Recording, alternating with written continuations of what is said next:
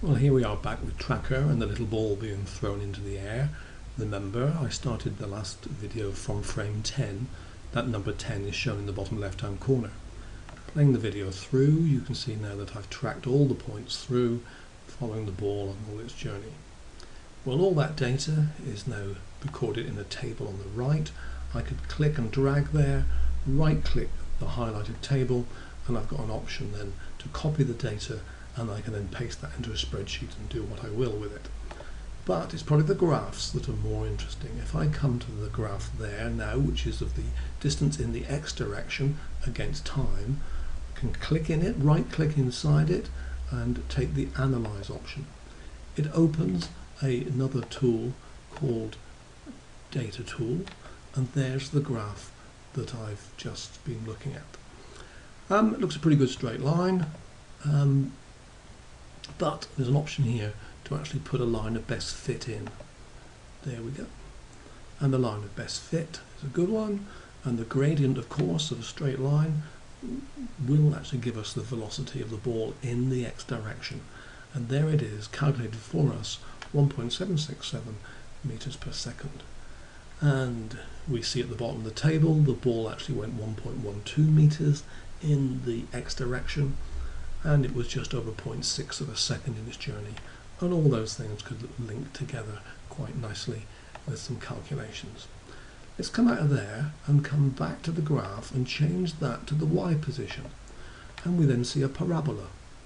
Well, that's really very much like what we've got on the screen in the video.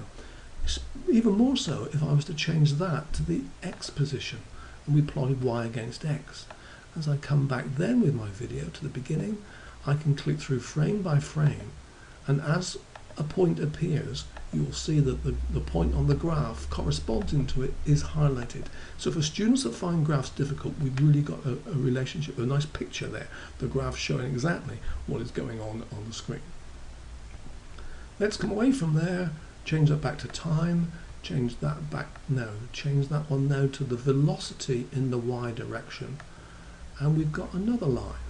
Let's analyze that graph, right click, analyze, and we've got another line there. Let's get rid of that one, and let's focus on this one, and I want rid of that.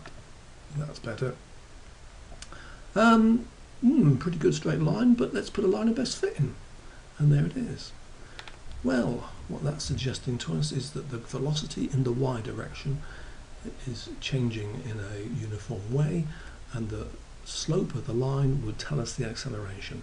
And there's our value, 10 minus, because it's slowing down, the ball is going up and then speeding up, but the gravity, the accelerations are acting downwards, and of course it is gravity.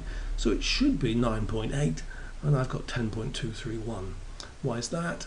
I guess it's probably about my calibration at the beginning and not putting that calibration stick on accurately enough.